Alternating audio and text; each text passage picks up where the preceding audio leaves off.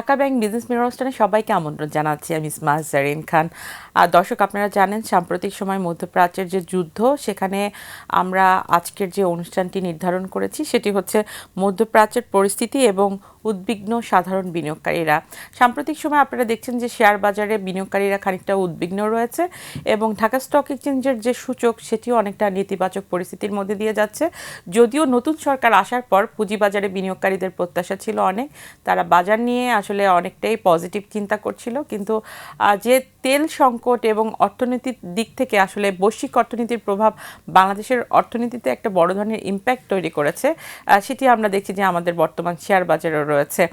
আর এ বিষয়ে কথা বলার জন্য আমরা দুজন শেয়ার বাজারের দুজন বিশেষ ব্যক্তিকে আমাদের স্টুডিওতে আমন্ত্রণ জানিয়েছি। আমাদের সাথে রয়েছেন অধ্যাপক ডক্টর মোহাম্মদ আইনুল ইসলাম, অর্থনীতি বিভাগ, জগন্নাথ বিশ্ববিদ্যালয় এবং সাবেক সাধারণ সম্পাদক, বাংলাদেশ অর্থনীতি সমিতি। আমরা আমাদের সাথে পেয়েছি বিশিষ্ট উদ্যোক্তা মিনহাজ মান্নান ইমন, পরিচালক, ঢাকা স্টক এক্সচেঞ্জ। আমরা চলে যাচ্ছি আমাদের আজকের অনুষ্ঠানে।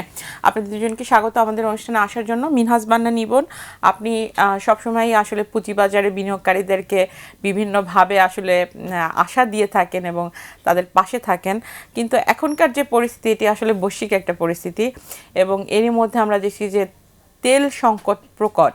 এই তেল সংকট প্রকট থাকার কারণে পুঁজিবাজারের যে লিস্টেড কোম্পানিগুলো আছে সেটার উপরেও আমরা দেখছি যে একটা বড় ধরনের ধাক্কা কিন্তু চলে আসছে। সো ডিরেক্টলি আমরা যদি ওভাবে নাও বলি, ইনডিরেক্টলি প্রভাব কিন্তু অনেক বেশি। এমন একটা পরিস্থিতিতে আসলে পুঁজিবাজারকে আপনি কিভাবে বিশ্লেষণ করবেন? আপনাকে অসংখ্য ধন্যবাদ। সন্দেহ নেই যে আসলে সারা বিশ্বে যুদ্ধের পরিস্থিতি একটা টালমাটাল অবস্থায় চলে গেছে। খুবই অনাকাঙ্ক্ষিত, মানে উন্নত বিশ্বের একজন বড় নেতার অসহিষ্ণু আচরণ এবং এই আগ্রাসী মনোভাব পুরো বিশ্বকে আসলে কোথায় নিয়ে যাচ্ছে, এটা আসলে সকলের জন্যই উদ্বিগ্ন হওয়ার মতো যথেষ্ট কারণ আছে। আমরা বিগত কয়েক বছর ধরে দেখছি, বা বলতে গেলে গত এক যুগ ধরেই নানাভাবেই কিন্তু বিশ্ব নানাভাবে একটি দেশের সাথে যুদ্ধ জড়িয়ে পড়ছে এবং তার প্রভাব কিন্তু প্রতিনিয়ত বিশ্বের সব জায়গায় যাচ্ছে। স্পেশালি মধ্যপ্রাচ্যে যখন কোনো আক্রমণ হয়, তার সরাসরি আক্রমণটা গিয়ে পড়ে কিন্তু তেলের উপর, এবং সারা বিশ্বে কিন্তু আসলে এখন তেল নির্ভর একটি অর্থনীতি বলা চলে সব জায়গাতে। ফলে এবারের যুদ্ধ যখন মধ্যপ্রাচ্যে আক্রমণ হয়েছে ইরানের উপরে, এবং সেই ইরান যখন আবার আশেপাশের দেশগুলোতে আক্রমণ করছে, সার্বিক আক্রমণটা গিয়ে পড়েছে কিন্তু তেল এবং তেল চলাচলের উপর, এবং সেটার টোটাল ইম্প্যাক্ট গিয়ে পড়ছে কিন্তু সারা বিশ্বের অর্থনীতির উপর। সঙ্গত কারণে অর্থনীতির উপর যখন আক্রমণ হবে, তার কিছু ইম্প্যাক্ট তো অর্থনীতি নির্ভর যে শেয়ার বাজার তার উপরে যাবে, এবং এরকম একটা পরিস্থিতিতে বিনিয়োগকারী উদ্বিগ্ন হবে, অস্থির হবে, দুশ্চিন্তাগ্রস্ত হবে, সেটাই স্বাভাবিক। এ থেকে পরিত্রাণের পথ আমাদের কাছে নেই, বিনিয়োগকারীরাও বলতে পারবে না, আমরাও বলতে পারবো না। আমরা ক্ষুদ্র দেশ, বড় একটি দেশের এই জাতীয় আক্রমণ, এবং তারাই বলতে পারবে আসলে তাদের মূল প্রাপ্তি কী বা তাদের আসলে উদ্দেশ্য কী। এই মুহূর্তে আমাদের তো অবজার্ভ করা ছাড়া আর কোনো কিছু করার নেই, এবং আশা করা যে খুব দ্রুততম সময়ে যুদ্ধের এটা অবসান ঘটবে, সারা বিশ্ব একটি শান্তিপূর্ণ অবস্থানে যাবে, কেবল এই জাতীয় প্রত্যাশা আমরা করতে পারি। কিন্তু এর ভিতরে আসলে সার্বিকভাবে পৃথিবীর অর্থনীতির বিভিন্ন জায়গাতে বড় ধরনের ক্ষতি হয়ে গেছে। স্পেশালি আমরা যদি আমাদের মধ্যে দেশের দিকে তাকাই, আমরা তো তেল আমদানি নির্ভর একটি দেশ। সামান্য কিছু তেল আমাদের তৈরি হয় যেটা পেট্রোল এবং অকটেন, বেশিরভাগটাই কিন্তু ডিজেল আমদানি নির্ভর দেশ। তো এই আমদানির চক্রে যখন ক্ষতিগ্রস্ত হয়, আমদানি নির্ভরতার উপর যখন নানারকম জটিলতা তৈরি হয়, তার একটা ইম্প্যাক্ট কিন্তু আমরা সারা দেশের তেলের পাম্পগুলিতে দেখতে পাচ্ছি, এবং তার সুদূরপ্রসারী ইম্প্যাক্ট গিয়ে যোগাযোগ ব্যবস্থার বিপর্যয় এবং দেশের অর্থনীতিতে মিল কারখানার একটা চলাচলের সমস্ত জিনিসটার ইম্প্যাক্ট পড়বে। সেই সকল ইম্প্যাক্টটাই দীর্ঘমেয়াদে শেয়ার বাজারের উপর আসবে। এটাই হচ্ছে দুশ্চিন্তার বিষয়। সেদিক থেকে আসলে আমরা তো দেখছি যে বৈশ্বিক অর্থনীতির প্রভাবটা সমস্ত পৃথিবীতেই আসলে এই ধরনের এখন একটা সংকটের সময় যাচ্ছে, সেখানে বাংলাদেশেও একই পরিস্থিতির মধ্যে দিয়ে যাচ্ছে। তো সামনে তো আসলে যেহেতু নতুন সরকার, তারা অনেক ধরনের নতুন নতুন পলিসি এখন নিবে, সামনে বাজেটও আছে। এমন একটা পরিস্থিতিতে আসলে সরকার কি সিদ্ধান্ত নিতে পারে যেটি আগামী সময়কে আসলে খানিকটা হলেও স্বস্তি তৈরি করতে পারে? এমন একটা আলোচনা এমন সময়ে করছেন যখন সারা বিশ্বে এই সংকটটার মধ্যে, এই সংকট শুধু বাংলাদেশের না, কিন্তু এটা ছোট বড় সব দেশেরই সংকট এখন। সেই সংকটের মধ্যেই বাংলাদেশের বাজেট কিন্তু এসছে। সেই বাজেট নানান ধরনের সমস্যাকে সামনে নিয়েই বাজেট প্রণয়ন করতে হবে। এবারকার বাজেট করাটা সবচেয়ে কঠিন আমি মনে করি। সবচেয়ে কঠিন। এখানে অনেকগুলো নীতি সহায়তা দিতে হবে। কৃষকদের প্রত্যাশা, ব্যবসায়ীদের প্রত্যাশা, শিল্পপতিদের প্রত্যাশা, সবার প্রত্যাশা কিন্তু বাজেটকে ঘিরে।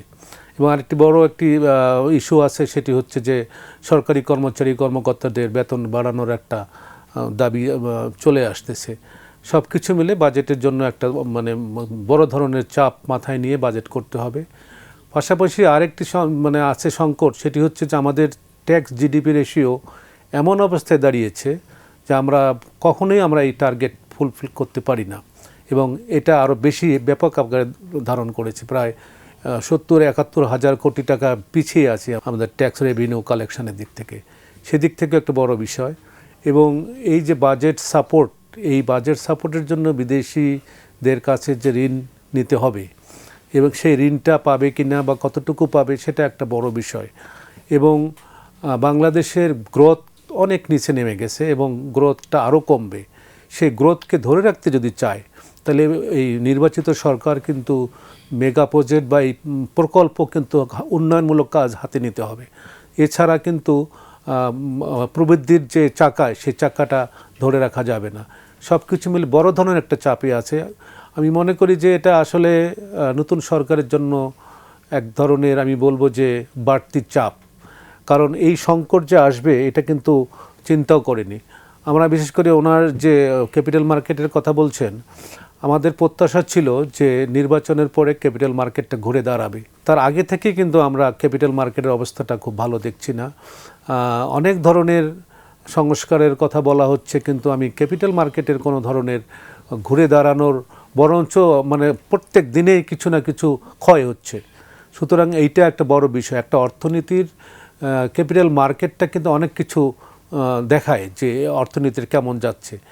সেখানে পুরো অর্থনীতির অবস্থা যদি খারাপ হয়, তাহলে ক্যাপিটাল মার্কেট ভালো আশা করার কোনো সুযোগ এখানে নাই। আর একটি সেন্সিটিভ মার্কেট, যুদ্ধ বিগ্রহ, যে কোনো গ্লোবাল ইকোনমির সাথে এটা সম্পর্কিত। সুতরাং সেদিক থেকে সেই জায়গাটাও একটা কঠিন সংকটের মধ্যে যাচ্ছে, এবং সামনের দিকে আরও কী অবস্থা হবে। সব কিছু মিলে অর্থনীতি শুধু যারা চালিকায় যারা আছে না, নিয়ন্ত্রণে যারা আছে, তারা শুধু না, সবাইকে এটাকে অ্যাড্রেস করতে হবে এবং ভাবতে হবে, তারপরে এটা সমাধান খুঁজতে হবে। আর যেটা সবচেয়ে বড় সমস্যা এখন, যে এই মানে এই এনার্জির কথা বলি আমি, যে প্রায় 6000 আইটেম সরাসরি তেল এবং গ্যাসের উপর নির্ভর করে। একেবারে গার্মেন্টস থেকে শুরু করে প্লাস্টিক, ঔষধ, সব কিছুতেই আর কি। তো সেই জায়গায় আমাদের দুটো সমস্যা একসঙ্গে দেখা দিয়েছে। একটা হলো সাপ্লাই সাইড ডিসরাপশন ব্যাপকভাবে, প্লাস ডিমান্ড ম্যানেজমেন্টে কিন্তু একটা বড় ধরনের কী বলে সংকট চলছে। তার কারণটা আমি বলি যে বেশ কিছুদিন থেকে আমরা জানি, এবং তেলের যে ডিমান্ড এবং সাপ্লাইটা কিন্তু প্রত্যেক মাসে মাসে বোঝা যায়, এবং প্রত্যেক মাসে গিয়ে ওয়ার্ল্ড মার্কেটের সঙ্গে এটা সমন্বয় করে। কিন্তু আমি যতটুকু জানি যে এপ্রিল মাস পুরোটার গ্যাস কিন্তু জ্বালানি সাফিসিয়েন্ট আছে এপ্রিল মাসটা, আর মে জুনের জন্য আমার এগ্রিমেন্টগুলো কিন্তু করা ছিল। এখন এই অবস্থাতে, এই বর্তমানে এই অবস্থায় কিন্তু এই সংকটটা হওয়ার কথা না, হবে এই মাসের পরে থেকে হওয়ার কথা। কেন এটা হলো? এটা তো হওয়ার কথা না। এই জনগণের মধ্যে একটা প্যানিক সৃষ্টি হয়ে গেছে। এই প্যানিকটা একেবারে মাল্টি ডাইমেনশনাল ইফেক্ট পড়ছে সব ক্ষেত্রে গিয়ে। সুতরাং এইখান থেকে এই ডিমান্ড ম্যানেজমেন্টের ক্ষেত্রে সরকারকে কঠিন ব্যবস্থা নিয়ে এটাকে কন্ট্রোল করতে হবে।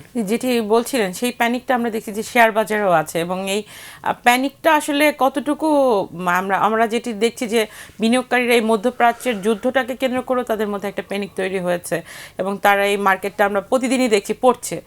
এটি আসলে কতটুকু যুক্তি? সঙ্গত কারণে বাজারে বৈশ্বিক যখন একটা অস্থিরতা তৈরি হবে, আর স্পেশালি যুদ্ধের মতো পরিস্থিতি যখন হবে, তো শেয়ার বাজারে বিনিয়োগকারী তো অস্থির হবে, এবং সে ভয় পাবে, সে অজানা আশঙ্কায় তার পোর্টফোলিও খালি করতে চাবে।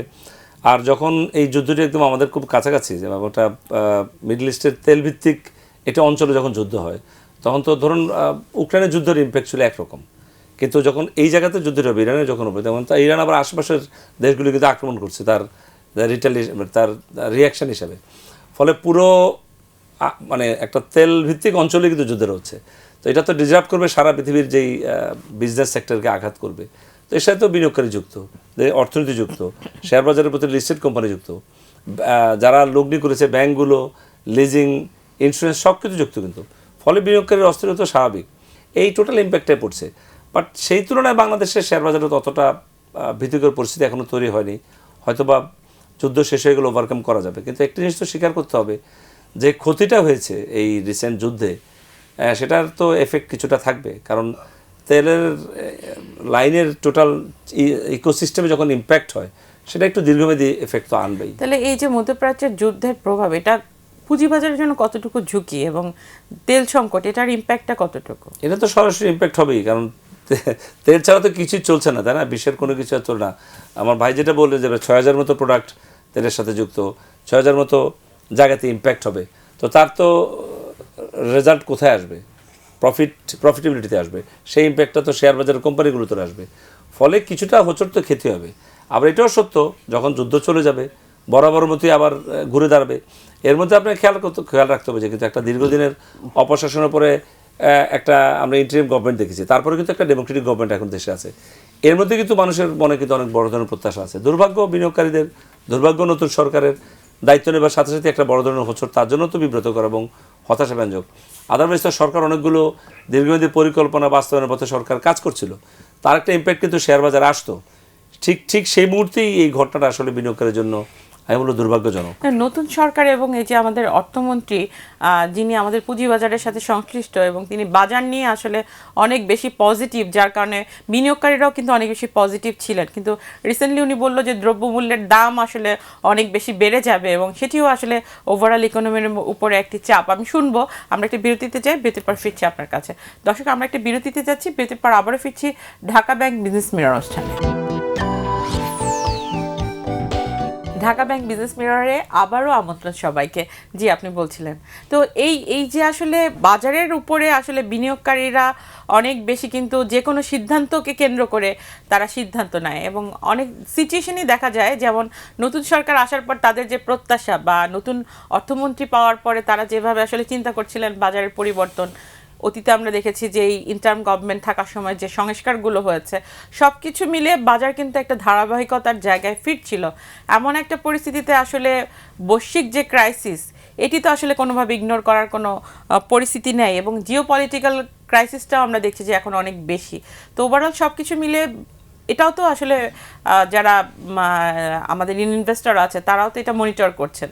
তো তারা আসলে ইনভেস্টমেন্ট প্ল্যানটা কিভাবে করতে পারেন, এবং এই সময় কতটা ধৈর্য ধারণ করা তাদের দরকার বলে আপনি মনে করছেন? সঠিক কথা বলেছেন। এই ধরনের একটা পরিস্থিতিতে ধৈর্য ধরা ছাড়া আছে বিনিয়োগের কিছু করবার নেই। বিনিয়োগের প্রত্যাশাই করতে পারে যুদ্ধ শেষ হবে, যুদ্ধ শেষ হবার আবার শান্তি ফিরে আসবে, আবার শেয়ার বাজারের দাম বাড়বে। তো এটা হলো একটা পার্ট। পাশাপাশি আপনি যারা আগে বলছিলেন যে নতুন সরকার এসেছে এবং নতুন সরকারের যে যোগ্য অর্থমন্ত্রী আছেন এবং শেয়ার বাজার বান্ধব যে অর্থমন্ত্রী, তিনি কিন্তু অনেকগুলো প্ল্যান নিয়ে এখানে এসেছিলেন এবং উনি কিন্তু বলেছিলেন যে অনেক আগেই ডিক্লেয়ার করেছে যে এই সরকার কিন্তু শেয়ার বাজারকে ধারণ করবে। তো সেই প্রত্যাশায় কিন্তু অনেকগুলো কাজ কিন্তু করবার প্ল্যান ছিল। তো এখন দায়িত্ব নেবার পর যদি যুদ্ধ হয়, তো কোনটা প্রায়োরিটি হবে? তেলের বিষয়টা অ্যাডজাস্ট করা সারা বৈশ্বিক দামের সাথে, নাকি শেয়ার বাজারকে অ্যাডজাস্ট করা? ফলে সরকারের আসলে প্রায়োরিটি কিছুটা চেঞ্জ হয়েছে। আমাদের ভাগ্য ভালো যে আমরা একজন অর্থমন্ত্রী পেয়েছি শেয়ার বাজার বান্ধব, অর্থ উপদেষ্টা যিনি রাশেদ তিতুমির মিলেছেন তিনি শেয়ার বাজার বান্ধব, গভর্নর শেয়ার বাজার বান্ধব, এবং এনবিআর চেয়ারম্যানও শেয়ার বাজার বান্ধব, তার মধ্যে সিকিউরিটিজ কমিশনের চেয়ারম্যান সাহেব আছে, ওনারা চেষ্টা করছেন। এতগুলো ব্যক্তিত্বের সমন্বয়ের পরেও কিন্তু শেয়ার বাজার ইম্প্যাক্ট আসছে না কেন? প্রায়োরিটিস চেঞ্জ হয়েছে। এই মুহূর্তে সরকারের প্রধান বিষয়টা কি? তেলের দামটা কিন্তু বাড়ানো হয়নি, এটা কিন্তু বড় একটা চাপ অর্থনীতির জন্য। মানে ভোক্তাকে কিছুটা সাশ্রয় দেওয়ার চেষ্টা করা হয়েছে। আবার একই সাথে কিন্তু চিন্তা করতে হচ্ছে যে এটার ইম্প্যাক্ট কিন্তু দ্রব্যমূল্যে যাবে। সো দ্রব্যমূল্য বাড়বে, দ্রব্যমূল্য দেশের অস্থিরতা বাড়বে, বিনিয়োগকারী মনে যন্ত্রণা বাড়বে। তো এই সব কিছু মিলে সরকার কিন্তু শেয়ার বাজারকে এই মুহূর্তে প্রাধান্য না দিয়ে তাকে প্রাধান্য দিতে হচ্ছে দেশের অর্থনৈতিক অন্যান্য সেক্টরগুলিতে।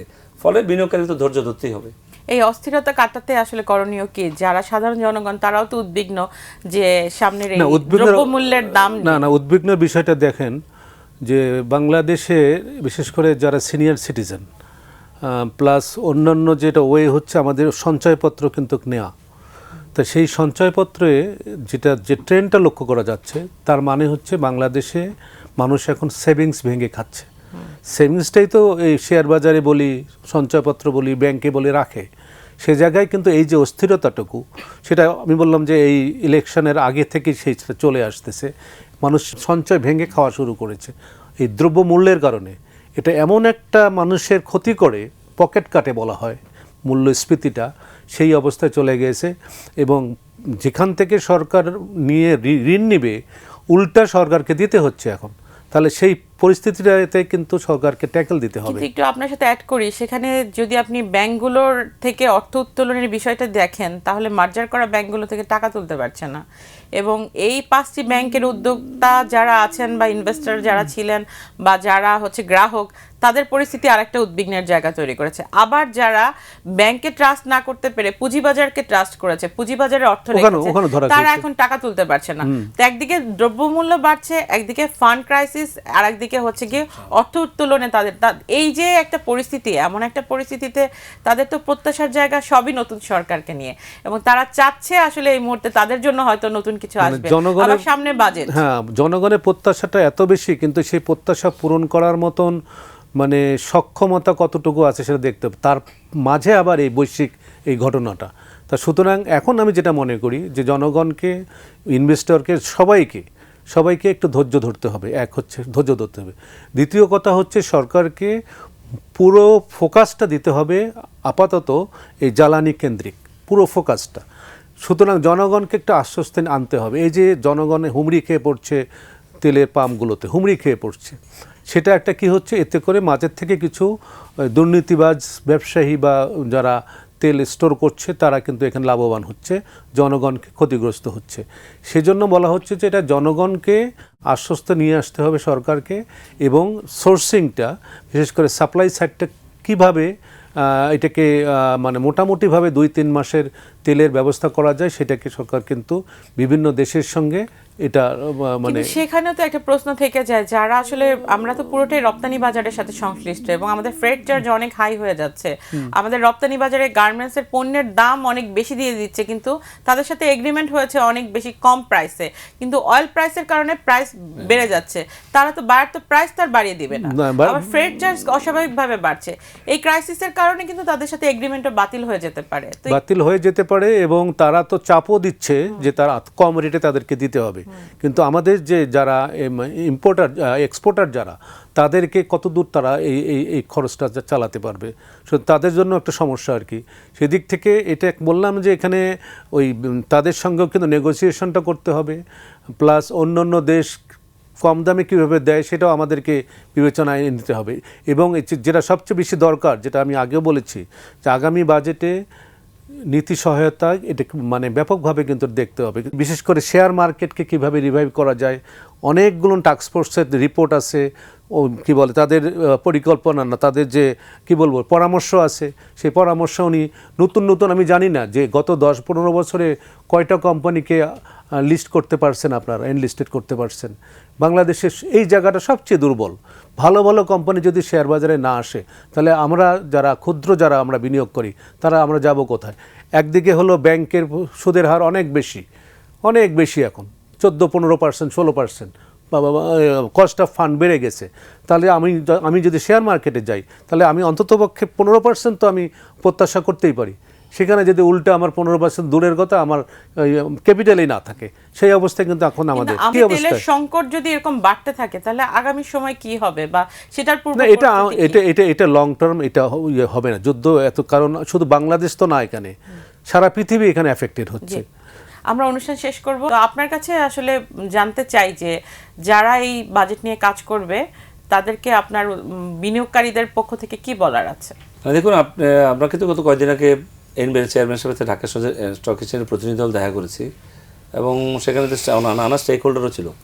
আমরা আমাদের বিভিন্ন দাবি দেওয়ার কথা বলেছি, কিন্তু আসলে এনবিআর বেশি কিছু একটা দেবার থাকে না। এনবিআর তো যেটা আগে বলেছেন যে প্রত্যাশার চেয়ে যে প্রাপ্তি, এনবিআর ক্ষেত্রে তো অনেক গ্যাপ, ট্যাক্স জিডিপি রেশিও, এটা তো আসলে খুবই হাস্যকর। বাংলাদেশে যে পরিমাণ ট্যাক্স তুলবার কথা, সেটা তুলতে পারে না বলে তো উন্নয়নের গতি আসলে স্লো।